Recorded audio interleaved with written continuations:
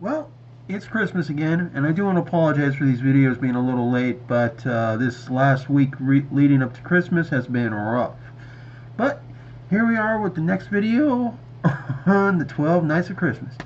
And here we've got Batman Arkham Origins. Now, why would this game be making the list, you ask? Well, it takes place on Christmas Eve, literally.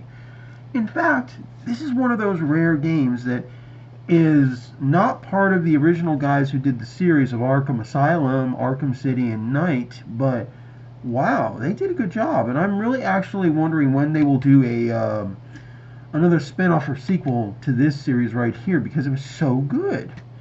So, you know, how does it go? Well, it goes pretty good. Sorry, I won't be able to put any video up on this one. I just don't have the time. The game was released for Xbox 360, the PlayStation 3. If you're an Xbox One owner and you still have the game, you can actually put it in and update. We'll let you play it on the Xbox One and in, especially the One S and the One X. It looks fantastic. This is one rare game though in that regard. So, what's it all about? Well, it starts out with literally Batman coming right into the Batcave. You can still see that the damn thing is being basically constructed. This is like his first or almost his second year being Batman, and he is still putting everything together. And that's how serious it is. And it works so well from that point of view. You then see Alfred like, sir, it's Christmas Eve. I mean, it's pretty serious. And wow, I mean, and he has to go to Blackgate Prison. Arkham isn't even online at this point in time. We find out later on. Because the Calendar Man is being executed that night on Christmas Eve of all things. Except someone decides to come in and stop that because you know it's Christmas Eve and he is the Calendar Man, and that's of course Black Mask. First of all, let me just say this: this game goes from being, you know, like in the other two, very cartoonish for some of the villains to very almost realistic with how some of them are portrayed. Oh God. But it was hilarious to see that. And then it was also terrifying because the character of Black Mask, Roman Sionis, is actually kind of terrifying. This is like you'd expect to see out of some real psychopath. He captures Commissioner Lowe. Gordon is still a captain. He has his own precinct from what I understand. So that's pretty cool. It's just like, wow, they really did some work here. The cool thing about this is that it's taking place like well over a decade before the events of the first game. So there's a lot of time, and I love the fact that it's Christmas. Unlike Arkham City, where you know it's winter time, you can see some stuff here and there. This, however, is true cold ass winter. Snow is on the ground. There's a blizzard. There's a reason you don't see people. Even the pockets of bad guys are generally in certain locations. They're not even driving around. They are literally in areas that are enclosed to stay safe and warm. Otherwise, you don't see them around. I'm pretty sure Batman's freezing his balls off too.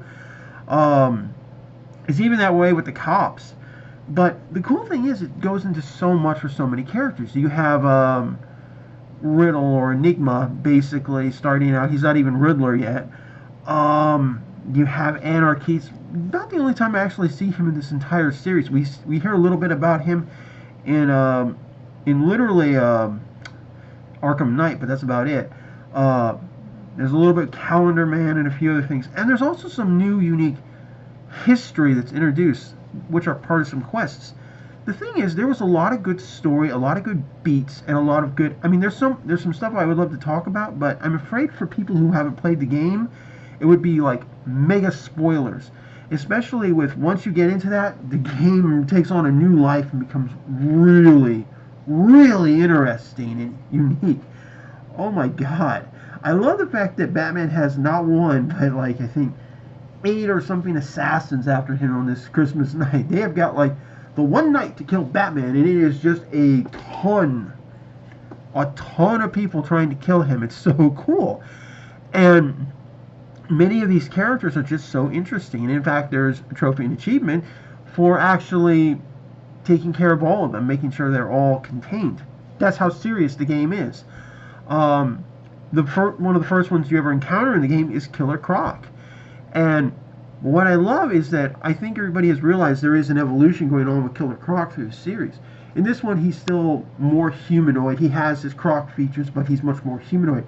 He's even wearing these pants, which are just immaculately tailored and stuff. I mean, they look great. I wouldn't mind owning a pair of these pants myself, with the suspenders and stuff hanging on the sides. I mean, this guy has money. He has some skill, but he is still the super badass who will bite your face off. That's pretty cool. And the fight with him was so cool, but he's actually still takeable for somebody like Batman at this point, unlike what we saw with Arkham Asylum, because you never would have had a chance with that, especially in that environment. They really did some good job here. The game is just beautiful too for an Xbox 360 game. And remember, this is not a Rocksteady game. They're involved, but it's not their game. This is I believe, hold on here, Warner Brothers Montreal. It says right there. I hope you can see it. Oops, sorry. There we go. Sorry, it's not too clear. DC was involved big time with the story writers and stuff, like they have for the whole series. I mean, this just keeps getting better and better. And I like that. Your enemies will define you. And it's so very true in this one. I mean, this is some really awesome game.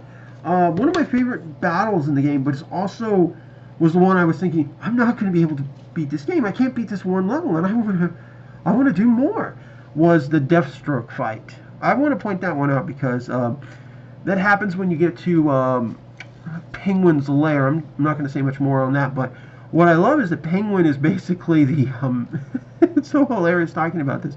He's like the mass media, sell everything, buy.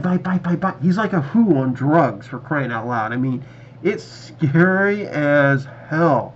Everybody's there buying guns or getting guns for free and working for Penguin. I mean, my God. I mean, even one of the earlier characters you meet is in this little enclosed area where he's got guns. He's got a Santa hat on, for crying out loud. I mean, literally a freaking Santa hat. And he's acting like he's Santa, giving out presents and toys and guns. It's so hilarious. So, again, one of the reasons I picked it for this Christmas season is it does have that Christmas feel to it. Where do you get this stuff? It's so much fun. But this is where some of the criticism comes in, because there are some bugs that I don't know if any updates have fixed. I'm just being fair on that one. There was a login error with the not a login, more of an audio sync error with some of the fast travel and the video and stuff.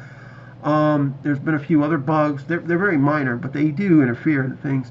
The biggest thing, my biggest complaint, is just how hard a couple of battles are, because they're very testing. It doesn't matter what setting you're on, you have to be precise to beat these characters. That's how serious it is. And if you mess up just once, it could be the difference between life and death in these battles. And in a couple of cases, there are actually trophies where and achievements for getting out in one piece, which is, I'm not that kind of a gamer. I can't do that. I love playing these games and having fun, but I can't do that to save my life. So, and the Deathstroke one is, in all fairness, it's the hardest one in the whole game. Not even the final end boss battle is anywhere near that. And when you get to it, you'll understand what I'm talking about. But that one still can kick your butt too. But the Deathstroke one is much harder. I mean, this is a guy literally on Batman's footing, so it makes sense that he would be the ultimate threat for you. So, you know, just get used to it. Just get used to it. And I think that's really strange. But the game is worth it if you can find it. It's coming a little harder now to find both new or used, so, you know, there's that. In my case, I just got lucky being able to pick up a copy for my Xbox 360. I also have a PS3 copy. So, is it worth it? The answer is yes. I'm going to give this game a solid 8 out of 10, even still, with how old it is, because it still works and sounds like good. Warner, can you please make a special edition with some extra content, including the Cold Winter DLC with Mr. Freeze, which takes place about a week or two after the events, you know, like right around New Year's Eve. I'm just asking because it would be really nice to play that with this game really given a nice overhaul like you did for Arkham Asylum and City, and I think that would be great. Also, this game did get a tiny sequel for PlayStation Vita and the Nintendo 3DS, and was also later brought to the PS3 and I believe the 360, which is also cool because that one also introduces us to Catwoman. I won't say any more about that. Just like with this one, there's certain story elements you're going to have to play in order to understand. So, with that being said, I'm out. Merry Christmas.